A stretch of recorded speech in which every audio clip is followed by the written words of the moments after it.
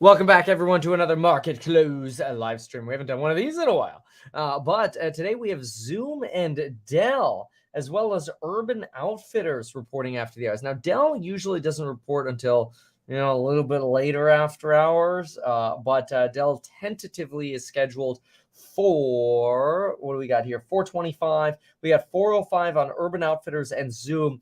Zoom's an interesting one. A lot of folks kind of thinking, okay, well, let's see if Zoom can turn around and prove that institutions or corporations are still buying into the Zoom thesis by essentially, hey, let's set up more Zoom office rooms and get people back to work. Return to office is sort of the big commercial play for Zoom. So we'll see if that actually comes through it all today. Not probably the greatest amount of optimism across the board for Zoom, but we'll see. I want to look at implied volatility for Zoom. We'll see what that is, and we'll also see what that is for Dell. So we'll get some good looks here. The PC market, remember, down 19% year over year. So if you had to guess, you'd probably say return to work probably isn't the biggest investment that companies are trying to make right now. Doesn't seem too optimistic for Zoom, as well as for the PC market for Dell. Again, a lot of people already have their computers. So implied movement right now, 12.3% for Zoom. Yikes.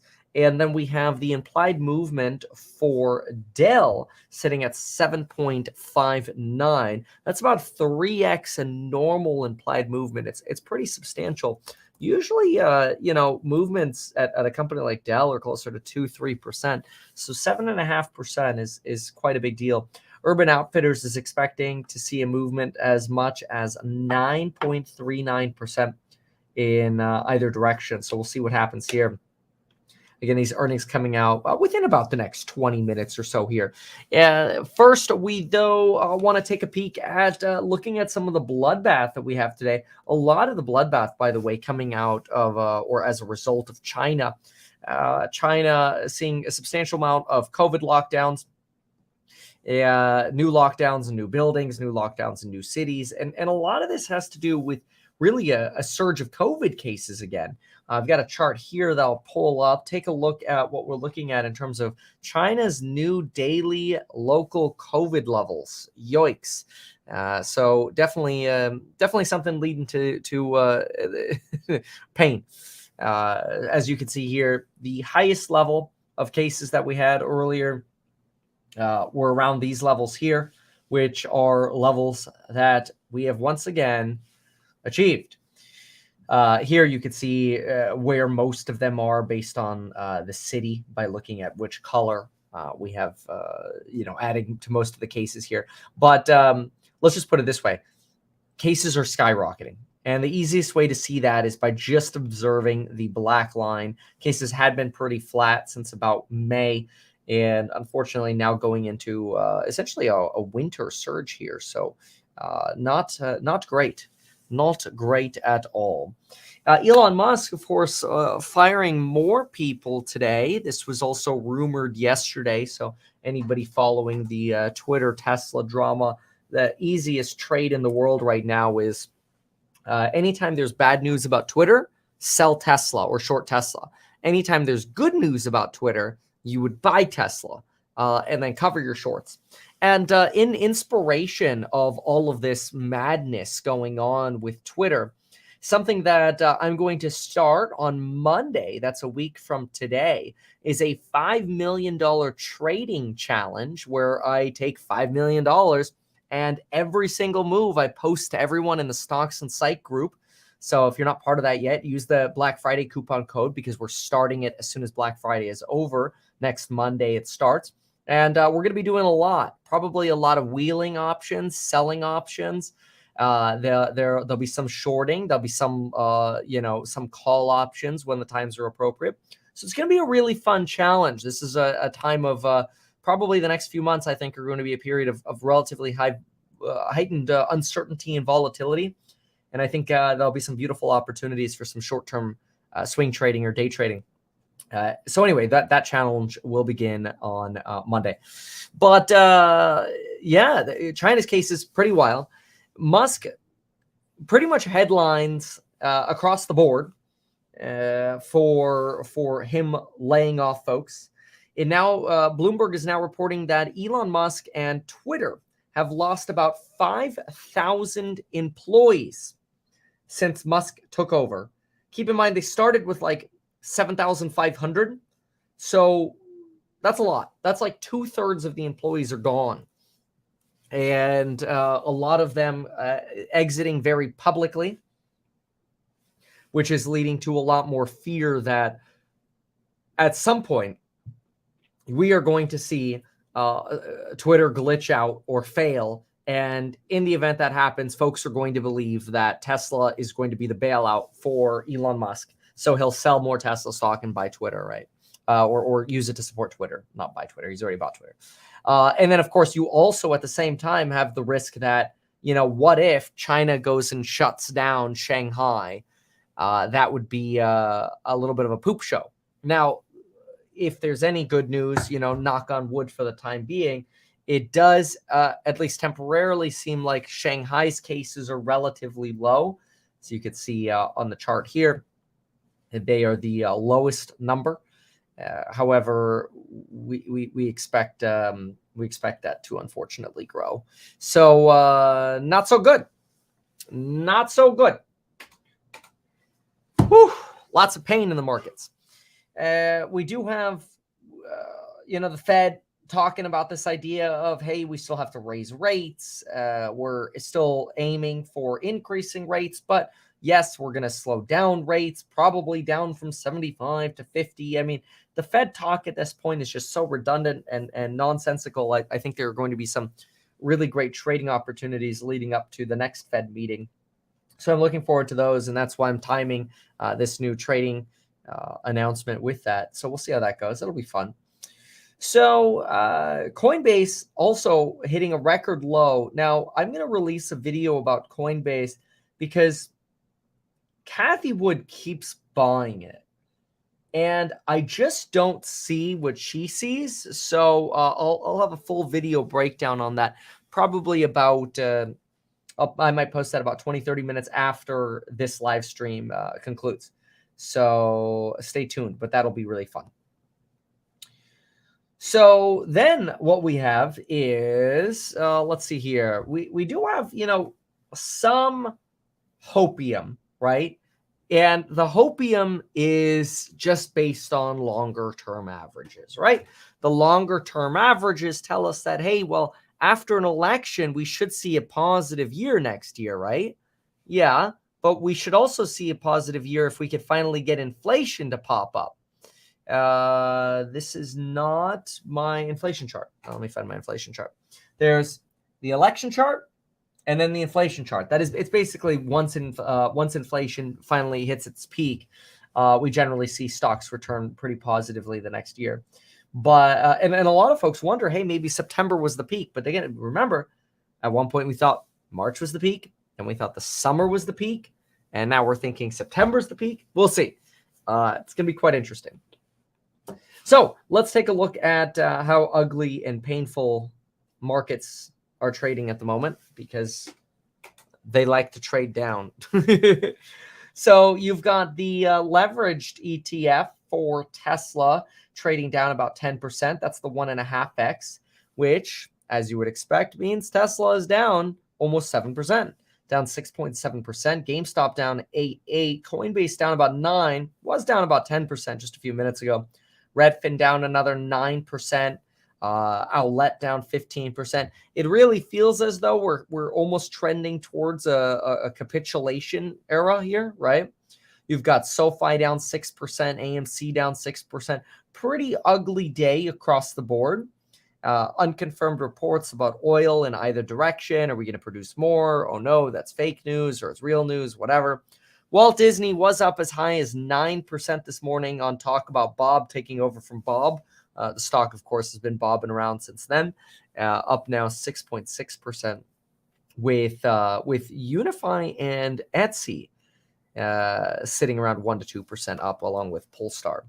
Royal Caribbean flat, $58. Wow, RCL. I want to see RCL here. I remember, wasn't Royal Caribbean like $20 back in the day? Let me see here. Yeah, look at that. Royal Caribbean was $31 this summer. Holy smokes. This thing has basically doubled since July. How remarkable is that? Now, it's obviously gone through one heck of a curve. I mean, look at March of 2020, it went down to $20. For some reason, ran up to almost $100. Got rejected at $100 about 3 times, about 3 rejects. And now recovers from about $31. Quite interesting. SoFi Technology responding, suggesting they don't have exposure to FTX. There was a lot of fear, and some senators were writing letters to SoFi because SoFi has a bank charter, so they're subject to regulation, and some FUD basically coming up around SoFi. So they released a letter, again reiterating that they do not have exposure to FTX, and they believe they've been compliant, and they don't engage in any other cryptocurrency financing activity other than allowing their members to buy, sell crypto on their platform. I'm pretty sure they, much like many of the other platforms like M1 Finance or whatever, they just end up using the, what are they called? Like Apex, right? They're not actually holding these tokens. Apex is. You kind of have to trust in them. So let's, and then we also have this report of a hack over at DraftKings. I've been reading about that a little bit today. Let's go ahead and listen into that a little bit. See what they say.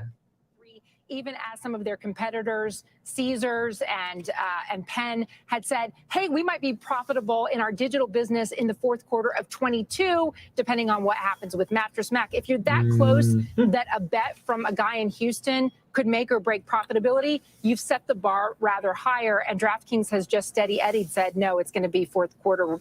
They're still planning to spend while they're rolling out.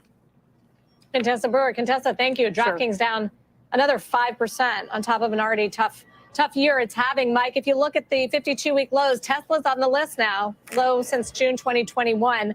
Some of the highs are interesting as well. The staples continue to go up. PepsiCo is trading at an all-time high. Who else is on that list? Monster Beverage, O'Reilly Auto. I don't know, trading like a staple, all-time high levels. That stock is amazing. What else? Yeah, within retail, the auto parts retailers have been generally pretty good. And yes, it's sort of almost counter-cyclical and staple-like. In general, the internals, Sarah, they're soft, but not really dramatically so. The market's been in a narrow range all day at the headline indexes. The equal weight S&P outperforming the market cap weight of when you see there, less than 2-to-1. Declining to advancing volume. Energy, as you mentioned, a weak spot today. Take a look at the XOP, the Exploration and Production ETF.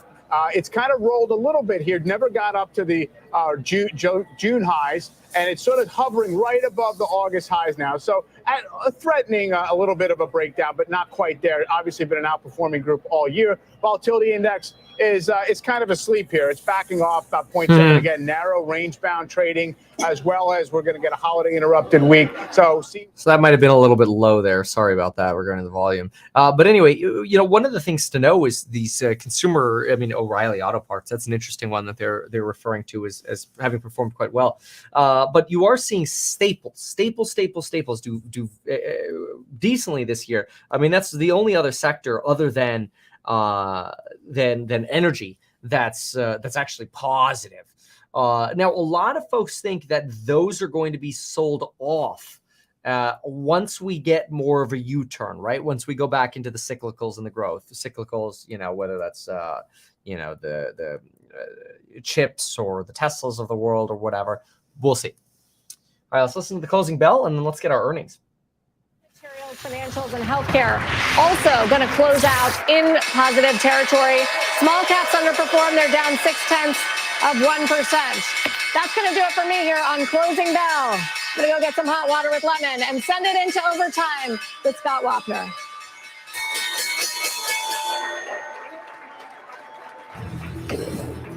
All right, Sarah, thank you very much, and welcome everybody to Overtime. I'm Scott Wapner. You just heard the bells. We're just getting started from Post 9 here at the New York Stock Exchange. In just a little bit, I'll be joined by a former Disney investor who says don't buy the stock on Iger's stunning return as CEO. Ooh, we were just talking this morning in the course member live stream about whether or not to buy Disney.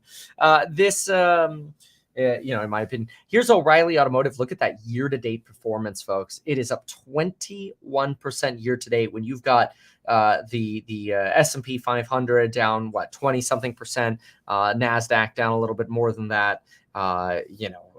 Companies all over the place. Let's look at SPY stock here just to compare to O'Reilly. SPY, S&P 500 down 17.4% year-to-date, dropping into QQQ over here. Year to date, we're sitting at 29.8% year to date to the downside, while O'Reilly Auto Parts up 21%. Pretty incredible. Very, very incredible. We've got about 4 minutes to go for Zoom and Urban Outfitters, and then we'll get those earnings. Dell comes out a little bit after that. You've got Bitcoin right now sitting at 15.8. Still got a little bit more dumping from the FTX hacker, unfortunately. It's kind of exhausting. It seems like you're regularly getting indicators or trade alerts that unfortunately the FTX hacker continues to dump. So see when that comes to an end. I'm surprised they're not going into Tornado Cash, but I suppose the other option is, as they're probably doing, shorting on a clean wallet and manipulating the market down. And that's creating more fear, especially in the Grayscale Bitcoin Trust, trading now at a 46% discount to net asset value. Quite painful. Okay, so let's see. Now we have earnings. 3 minutes. 3 minutes to earnings. And we'll start getting some goodies here. Let's listen to this over here while we wait. Yardeni last week saying, what if we get no landing? What if the economy is much, much stronger than people think?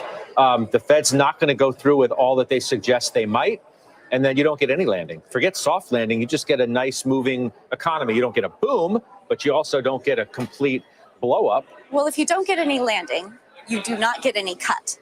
The bond market is pricing in interest rate cuts into the end of next year. That's what yields are starting to reflect, which means that the bond market is expecting some kind of landing. So if we do not get a hard landing, or let's say we get a soft landing, why would the Fed be cutting interest rates into what would be a full employment economy?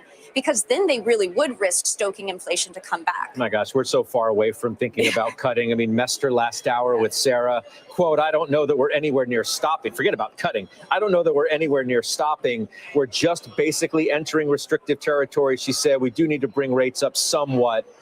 Obviously, she, thinks the cadence, I think that was the word she used, is going to be different. I love the picture they chose. Oh. One of the questions here is why does the VIX look like it's trading down? I was looking at the VIX as well, and this is your fear index, volatility index. It's only at 22.4 with the market just bleeding out. I think what you have is you just have such low liquidity.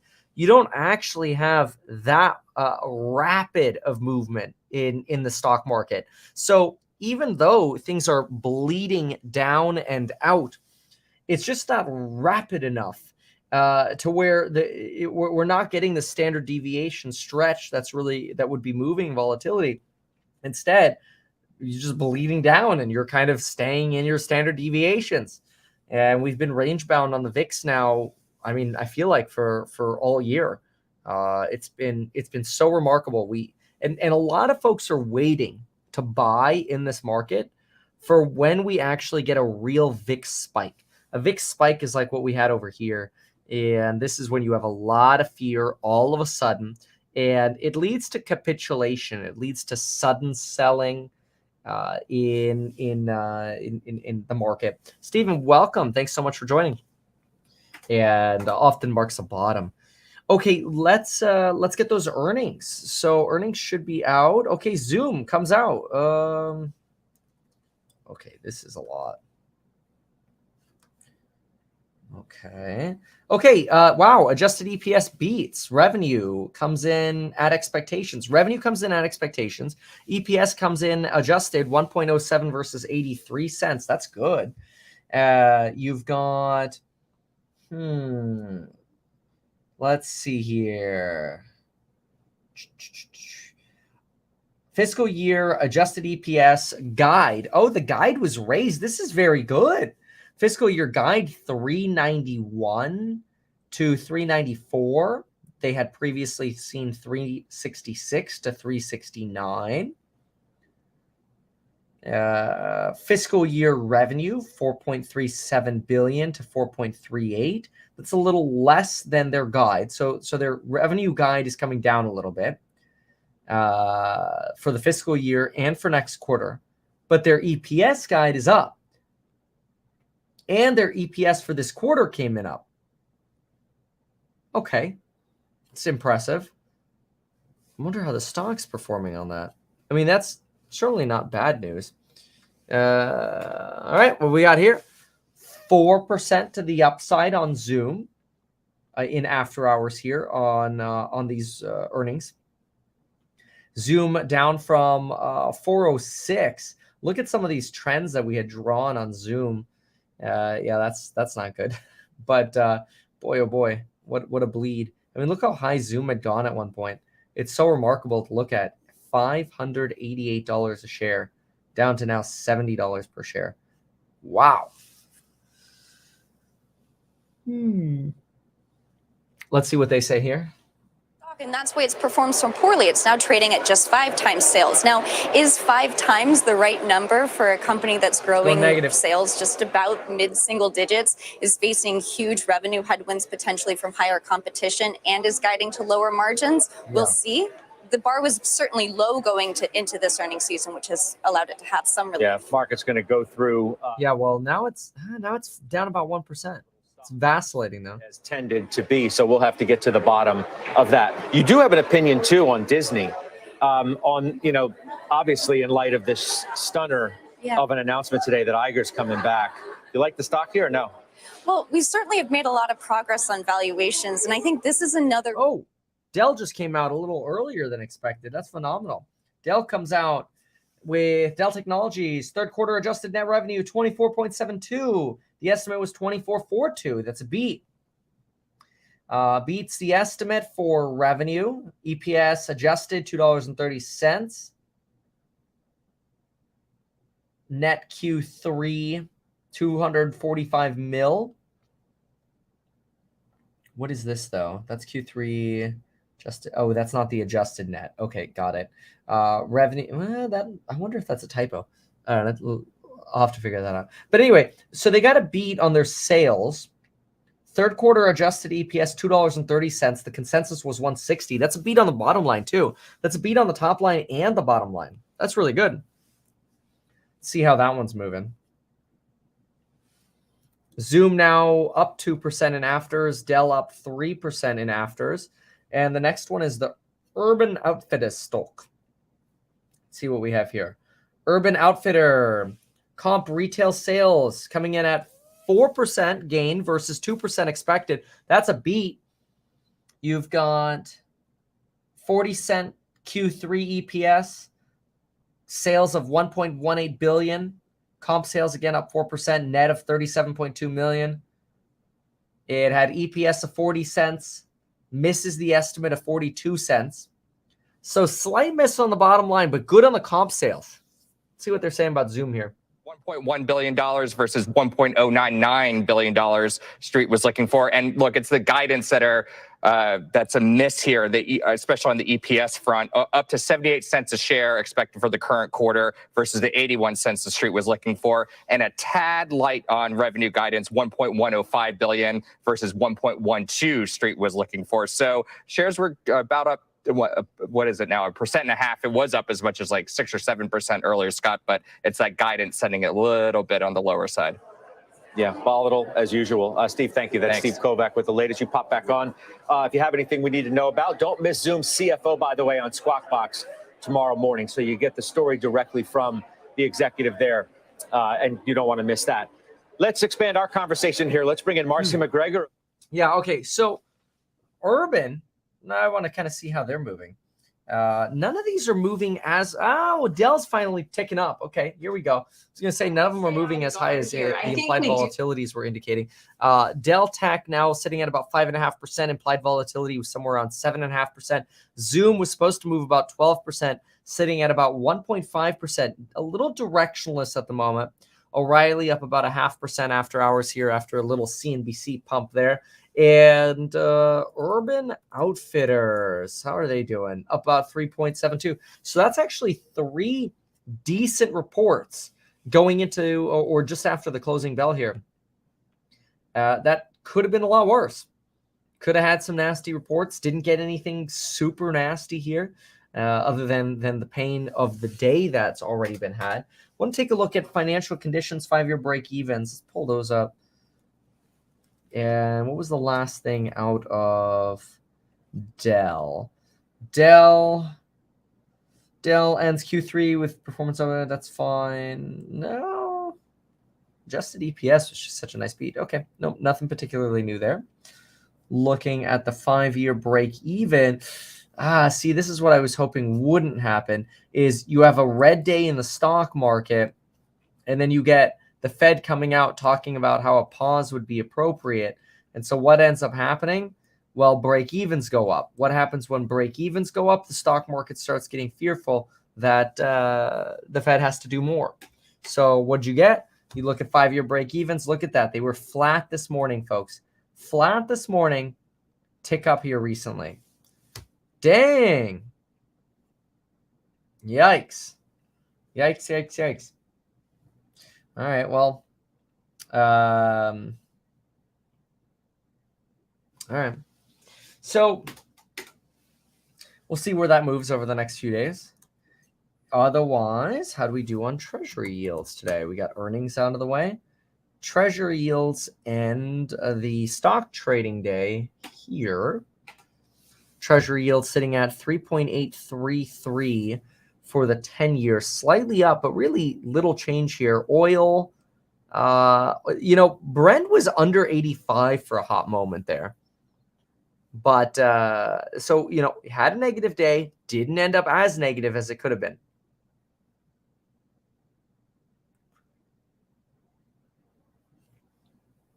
All right. Crazy. All right, let's listen to what else this lady here, hey, SSI. 3,500, 3,600 level, the risk reward is a lot better. Now, would I buy today and chase today after the big move that we've had coming off of those lows? Likely not. We likely still have more volatility. And so our stance is still to be buyers of weakness and not buyers of strength. Marcy, I mean, you yourself, you think a new bull market could happen within the next 6 months, right? So, who's going to ring the alarm bell and say, okay, investors, now's the time to buy because that's what's coming? Yeah, I think the last shoe to drop is going to be earnings. I think this has been a very rates-driven market. Well, it usually is. In fact, the stock market usually trends up before earnings bottom. And I actually even think there's a risk that inflation comes down faster than the street thinks when we look ahead into 2023. But like I said, I would just stay on guard here. When I think about the full year, the first half of the year, in my view, is probably going to be better for the bond market. And then 12 months from, if we were having this conversation a year from now, I think this is going to be more of a time for equity strength. So I do think it's going to be more about a Fed pause versus a full pivot, just because of how unusual the inflation is in this cycle. Patty, your strategy for people, reduce or get out of cash. Go 50% short-term fixed income, 50% longer-term debt, overweight U.S. equities. You bet. And when I say overweight U.S. equities, we have trimmed down earlier this year on the international equity side, but we decided to go global because I don't want to be out of that area of the world entirely, because the valuations are so much more attractive. They are 21% below their median valuation, where we're basically just flat. And so I think there will be terrific opportunities overseas. And I think this is where really good. It's a little dangerous. That's where you get into that value trap argument. But I guess we'll see. Remember, one thing I did announce at the beginning of this video is that I'm starting a $5 million trading challenge that starts next Monday. Every single trade will be posted the moment it happens in the Stocks and Psych course. So check that out. Linked down below with that Black Friday coupon code. It's the best coupon we've had, 60% off. Largest coupon we've ever had. It expires on Friday. Have done quite well, Cameron, energy. Yeah. I'm looking at oil again today below 80 bucks. What am I supposed to think about the direction of energy? I've got OPEC issues, headlines that are changing, hourly almost. And what am I supposed to think about the correlation between the price of oil and oil equities? Well, I think first we have to talk about the price of oil in broader equities, which is that if oil prices resume their ascent, and they have been weaker lately, but if they start to rise, we think it'd be a key negative for equities simply because you would have the higher inflation data and higher inflation expectations really pressuring the Fed to stay super hawkish. So we still like energy within our portfolios because it's essentially a hedge against that. If oil prices rise and the rest of the market really struggles, at least our energy exposure can do well. Marcy, your favorite part of the market is what? Energy is one of my favorite sectors. I think in the very near term, it is overbought. So you may see some profit taking here, but we have to remember the EU embargo on Russian energy. I don't understand why Jap Gill, why do you pay $5 a month to be here to say something like, how's your Hippo Affirm FUV stocks picks going?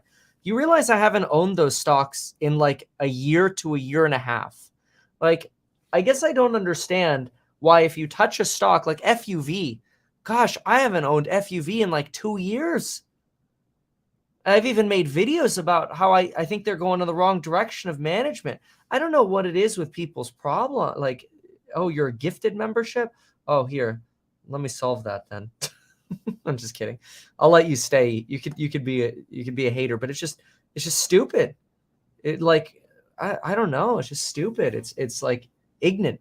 Assessment is coming from, especially, for example, with Apple, right? They're going to have delays in the iPhone deliveries. So people are going to have to wait until after Christmas. Therefore, they may not want to buy it at all. So Apple's definitely got some headwinds because of what's going on with China and their zero COVID policy. But longer term, it's a really well-run company. I would not want to abandon them or Microsoft. Apple is an interesting one. Apple's held up pretty dang hard, but yeah, they do have this concern now of them pushing back the iPhone 14 delivery timeframes. And so now folks are wondering, crap, we already got a profit warning for the iPhone that we weren't going to be at $96 billion. We're not going to be at over $100 billion. We're actually going to be closer to 90. Now they're pushing back the time frames. Now people are like, oh crap, what if it ends up being like 80 something bill, and then the rest falls over into next year. But then if too much falls over into next year, what happens if all of a sudden you're like, oh, may as well wait for the iPhone 15, So that is leading to some concerns that Apple's valuation is a little bit high, but Apple has pricing power. And that's what's interesting about Apple. That's the interesting part. So, all right, let's keep going. Made great strategic decisions with purchases of Pixar and the like. So I'm very optimistic about that company. I know, but some would say that the most recent transaction wasn't the best. And that is in part what has saddled Disney with the issues that it has on its balance sheet, the Fox transaction. So how do you square that with some of the ones that, admittedly are many years old at this point? They are. Admittedly, they are old, but the basic framework from which they make their decisions is still there. Nobody's going to hit a home run every time they come up to bat. The most recent didn't quite work out. Remember, he hasn't been there really since 2020.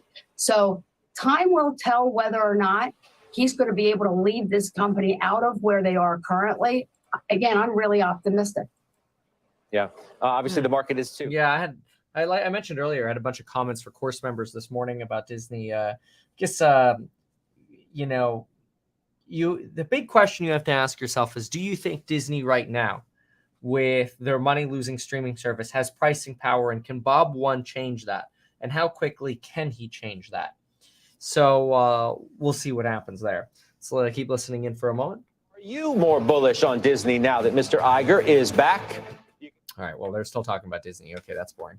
So the earnings were not too bad that we just got. I want to take a peek here in the after hours. Okay, Zoom all of a sudden now down 4% in the after hours.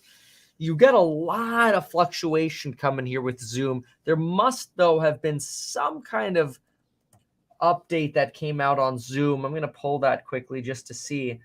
Let's see here. Zoom beats on earnings, hikes annual profit forecast, but fourth quarter guidance disappoints. Yep, we saw that.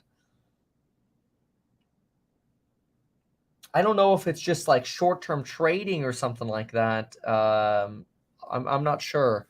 That's an interesting little drop there because all three of them did better than expected. Dell up 7%, Urban Outfitters up about a couple percent here. And then you got fluctuations. Otherwise, they're just sort of normal after hours. So, all right. Bob Chapek will receive separation benefits payable in accordance with the terms of his previously disclosed employment agreement. I mean, he did get rug pulled. The guy had no idea. No idea. It's crazy. No idea. It's wild. All right, cool. So, great. Well, folks, thanks for being here. Remember, $5 million trading challenge starts Monday. Make sure you're part of Stocks and Psychology of Money to see exactly what happens with every single one of those trades. Thank you so much for being here, and I'll see you again in the next one. Leave a comment if you like the opening closes, and maybe we'll keep doing them. All right.